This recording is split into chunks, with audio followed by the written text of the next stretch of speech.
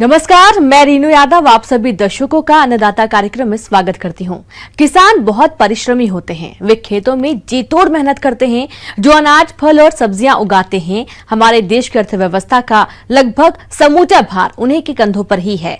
ऐसे ही भारतीय किसानों को खेतीबाड़ी से जुड़ी बहुत सी नई, रोचक और लाभकारी जानकारियां देने के लिए हर रोज सुबह हम आपके साथ आते हैं। तो चलिए कार्यक्रम शुरू करने से पहले देखते हैं क्या है आज के अन्नदाता में। किसान कैसे करें अपने स्तर पर उर्वरकों की शुद्धता की पहचान। अधिक उपज के लिए सिंचाई जल की जांच करवाना है जरूरी।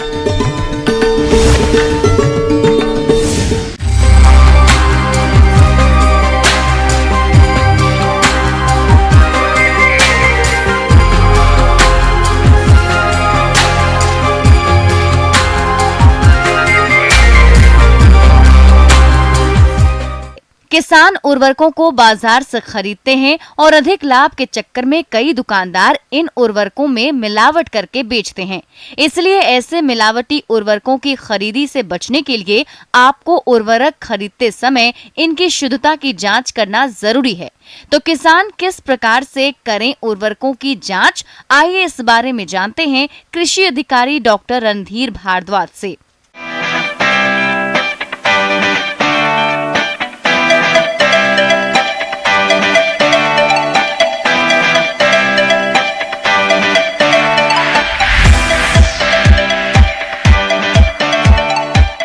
किसानों के द्वारा जो उर्वरक, रासायनिक उर्वरक अपनाया जाता है, उसके शुद्धता एवं गुणवत्ता की शिकायत प्राप्त होती है यदाकदा। तो इनके शिकायत दूर करने के लिए जो राज्य में कृषि विभाग है, वह राज्य स्तर पर उर्वरक की गुणवत्ता की जांच कराती है। तो इसके लिए जो प्रमुख उर्वरक हैं, मुख्यतः जो उपयोग करते हैं किसान, वो यूरिया, डीएपी, एमओपी और जिंक सल्फेट, ये मुख्य उर्वरक है जिसका जांच किसान भाई खुद भी करके और आप उसके शुद्धता की जांच करके और आप उस ऐसे उर्वरकों का अगर आप प्रयोग करते हैं तो निश्चित रूप से खेती में लाभ मिलता है और जो आर्थिक ह्रास है वो कम होता है।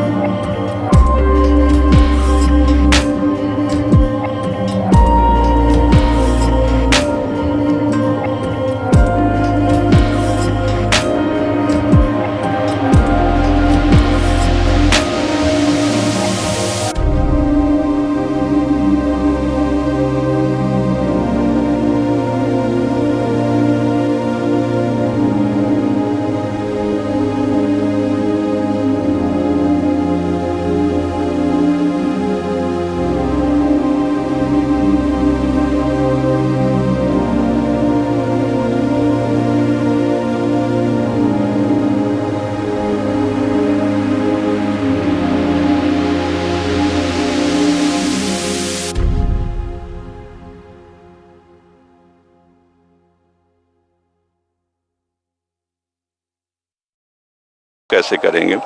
तो इसमें क्या है कि जैसे आप डीएपी का जो दाना है उसको अगर हम तवा पर गर्म करते हैं तो फूल जाता है वो काफ़ी, तो हम समझेंगे असली है। और इसका एक बहुत सिंपल पहचान है कि चूना जो हम लोग यूज करते हैं खाने के लिए, जैसे उसको बूझा चूना कहता है लोग, तो खाने वाला चूना इसको कहा जाए। और डीएपी को अगर एक साथ मिलाकर हम जब रगड़ते हैं तो उसमें एक तीखा गंध उत्पन्न होता है, वह अमोनिया गैस के जैसा गंध होता है। और अगर उस प्रकार का गंध निकलता है तो हम समझेंगे कि जो हमारा डीएपी है वो असली है। और जो एक और उर्वरक हम लोग मतलब ज़्यादातर प्रयोग करते हैं वह है म्यूरेट ऑफ पोटाश। और जो ईंट का जो रंग होता है, चूर्ण होता, ईंट का जो चूर्ण हम देखते हैं उस प्रकार का होता है। और इसमें बीच बीच में सफ़ेद व्हाइटिश कलर का कुछ ग्रेन्यूल पाए जाते हैं।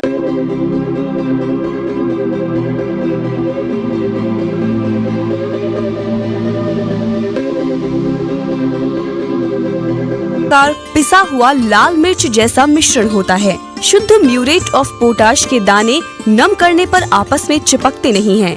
शुद्ध म्यूरेट ऑफ पोटाश यदि पानी में घोला जाए तब खाद का लाल भाग पानी के ऊपर तैरता है। एक आमतौर पर हम लोग न्यूट्रिएंट्स के रूप में जिंक का प्रयोग करते हैं अधिकांशतः, है ना। वह जिंक जो है सो जिंक सल्फेट के रूप में होता है।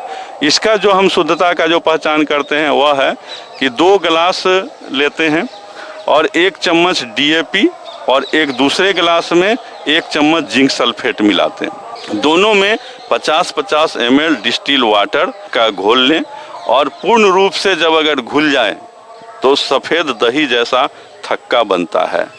तो यह जो इसकी शुद्धता की पहचान होती है। ब्रेक के बाद आप सभी दर्शकों का अन्नदाता में स्वागत है। चलिए अब रुख करते हैं अगली कड़ी की ओर। जल प्रकृति की ऐसी अनोखी और अनमोल देन है जिसके बगैर जीवन की कल्पना नहीं की जा सकती है। जैसा कि हम जानते हैं कि हमारे उपयोग हेतु जल की मात्रा सीमित है और उसमें से भी कई क्षेत्रों में जल काफी प्रदूषित है, जिसका सिंचाई या अन्य कार्यों में प्रयोग करने पर हानि हो सकती है। इसलिए जल की जांच करवाना बेहद जरूरी होता है। तो किसान भाइयों, सिंचाई जल की जांच किस प्रकार से कराएं, देखिए हमारी एक खास रिपोर्ट।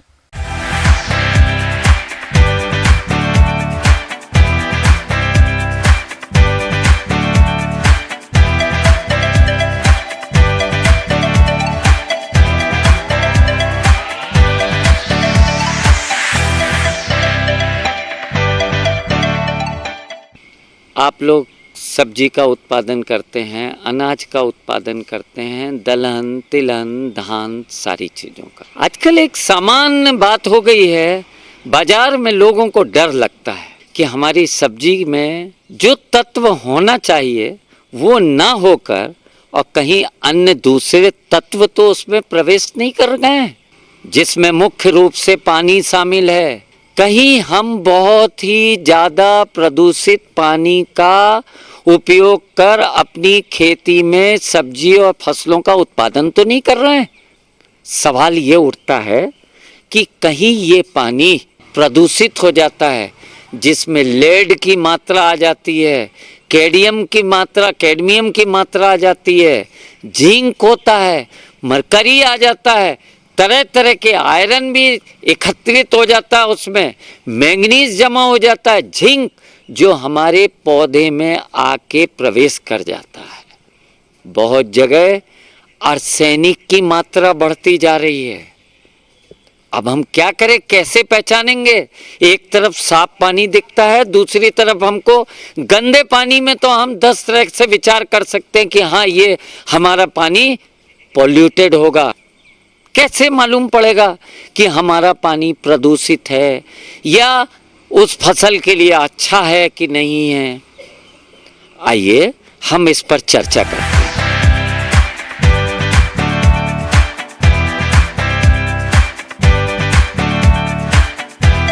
किसान भाइयों, सिंचाई जल के स्रोत भी अलग अलग होते हैं, इसलिए सिंचाई जल का नमूना लेने की विधि भी अलग होती है। अगर जल का नमूना सही तरीके से नहीं लिया गया तो जल शुद्धता जांच के नतीजे गलत हो सकते हैं। इसलिए जल का नमूना लेते समय क्या सावधानी रखनी चाहिए, आइए जानते हैं।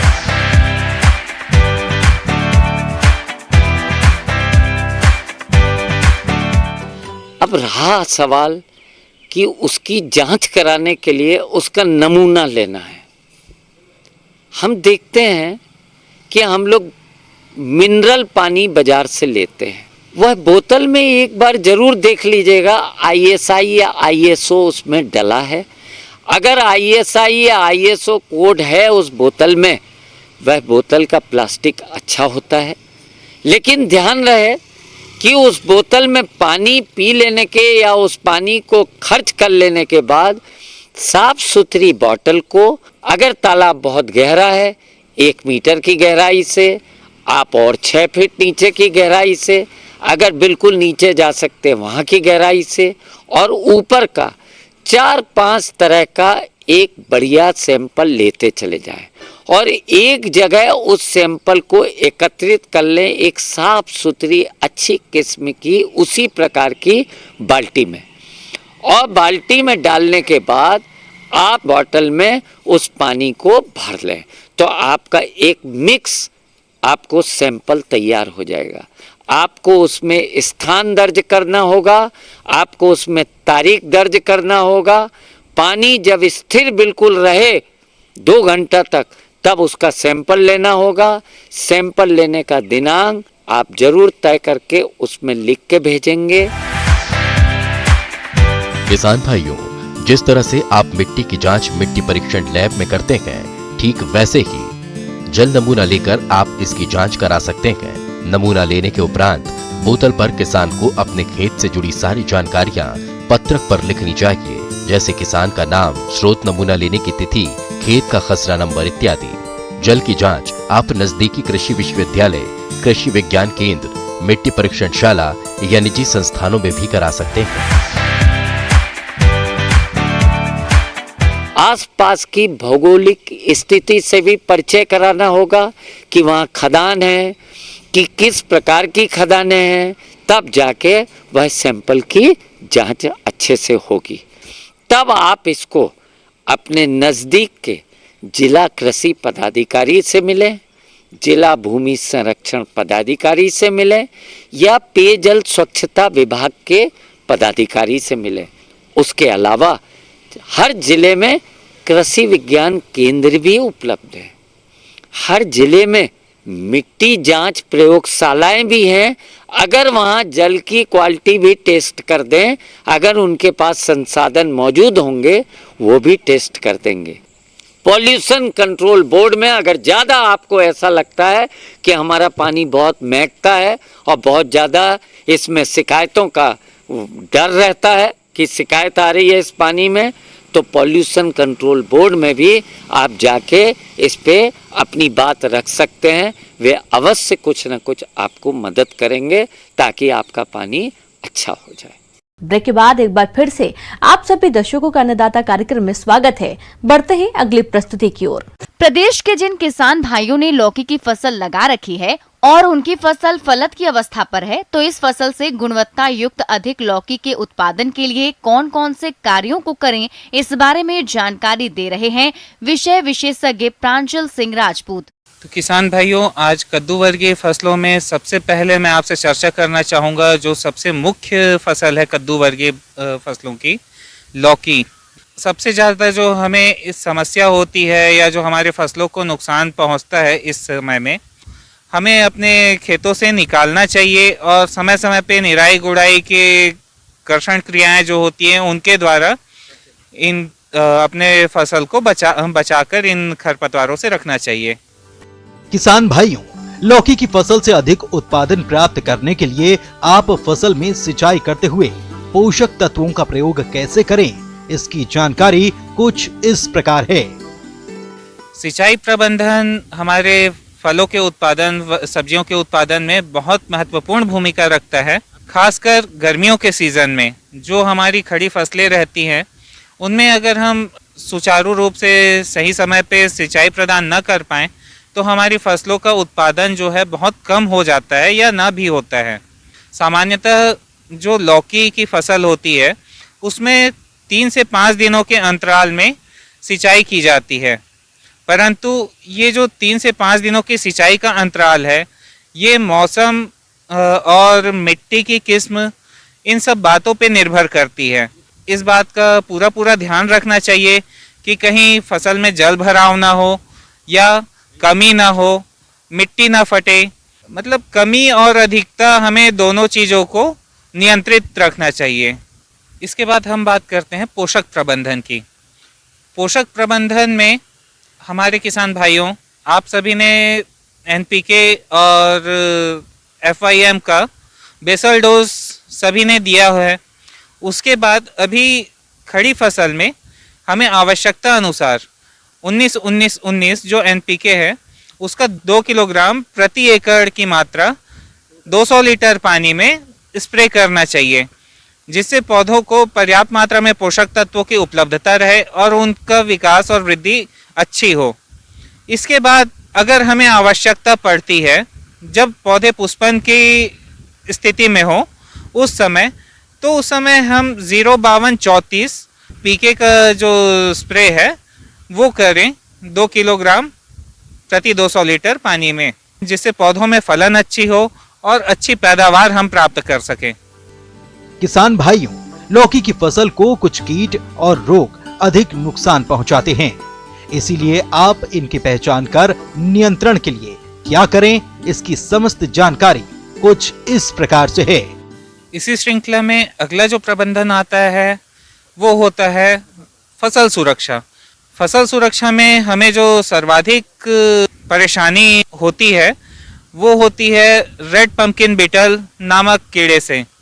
रेड पंपकिन बीटल जो है ये लौकी की फसल को बहुत ज़्यादा नुकसान पहुंचाता है। इसके प्रबंधन हेतु हमें क्लोरोपायरिफास का 20 किलोग्राम का डस्ट जो है प्रति एकड़ के हिसाब से डस्टिंग करनी चाहिए।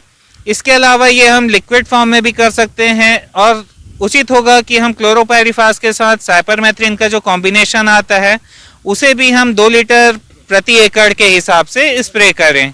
इस कीट के अलावा कुछ वातावरणीय रोग जो हैं वो भी हमें लौकी की फसल में नुकसान पहुंचाते हैं, जिनमें प्रमुख है पाउडरी मिल्ड्यू।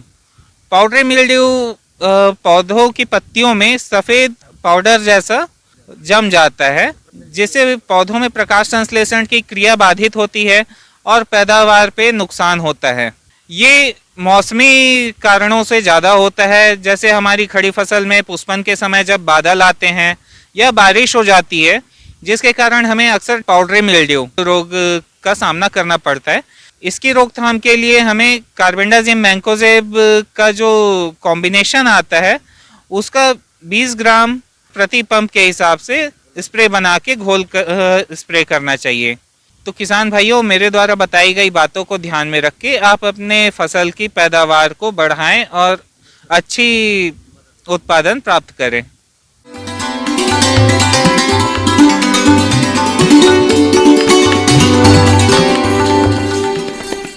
अन्नदाता हेल्पलाइन निःशुल्क फोन संपर्क सेवा के माध्यम से आपके द्वारा पूछे गए प्रश्नों में से 1 या 2 महत्वपूर्ण प्रश्न को हम अपने कार्यक्रम में शामिल करते हैं और इसी के तहत आज का चयनित प्रश्न और उसका जवाब इस प्रकार है।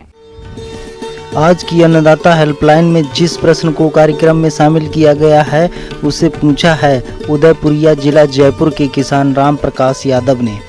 आप मूंगफली की उन्नत किस्मों के बारे में जानकारी चाहते हैं ताकि आप उन्नत तकनीक से मूंगफली की बुआई कर सकें, तो राम प्रकाश यादव जी आपकी जानकारी के लिए प्रस्तुत है कार्यक्रम का यह अंश।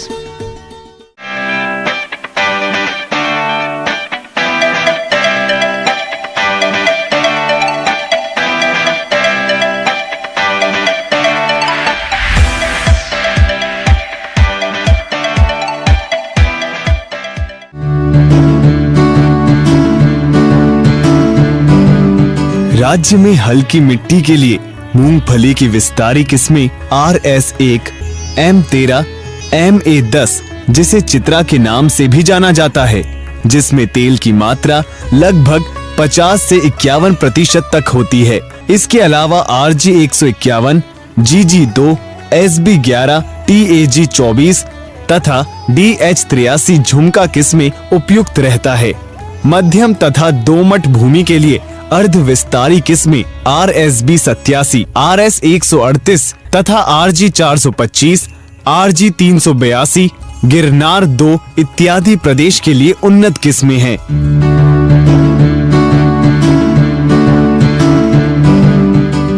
बीज के जरिए फफूंद जनित रोगों की रोकथाम हेतु प्रति किलो बीज को 3 ग्राम थायरम या कैप्टान अथवा 2 ग्राम मैंकोजेब या कार्बेंडेजियम से उपचारित करें।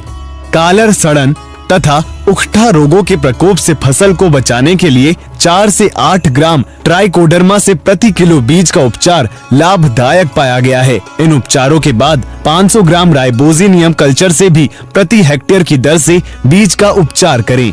ऐसा करने से परिस्थितियों के अनुसार 10 से 20 किलोग्राम से प्रति हेक्टेयर की दर से नत्रजन की बचत होती है। इतनी ही मात्रा से पीएसबी के कल्चर से बीज उपचार करने से भूमि में उपलब्ध फास्फोरस की उपलब्धता बढ़ जाती है।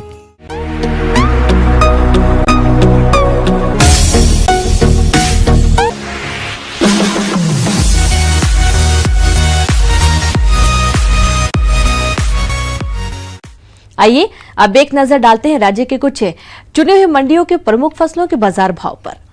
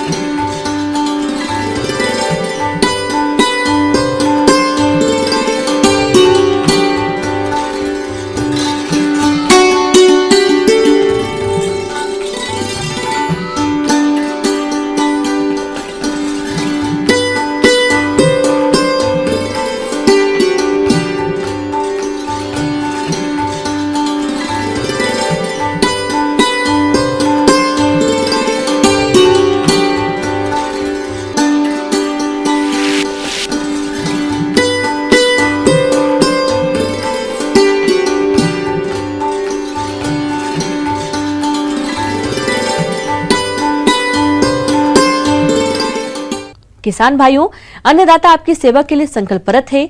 कृषि संबंधित समस्या एवं सुझावों के लिए आप हमें इस पते पर संपर्क कर सकते हैं। प्रोड्यूसर अन्नदाता news 18 Rajasthan, Ramoji film city Hyderabad 501512। साथ ही आप हमें ईमेल भी कर सकते हैं। हमारा ईमेल है p18annadataraajasthan@nw18.com। और इसके अतिरिक्त आप हमें निःशुल्क हेल्पलाइन नंबर 180041922155 पर सोमवार से शनिवार सुबह 10 से शाम 4 बजे के बीच संपर्क कर सकते हैं। किसान भाइयों, अब समय हो रहा है आपसे विदा लेने का, तो हमारी अन्नदाता टीम को दीजिए इजाजत। कल फिर आपसे मुलाकात होगी कृषि संबंधित कुछ और महत्वपूर्ण जानकारियों के साथ। नमस्कार।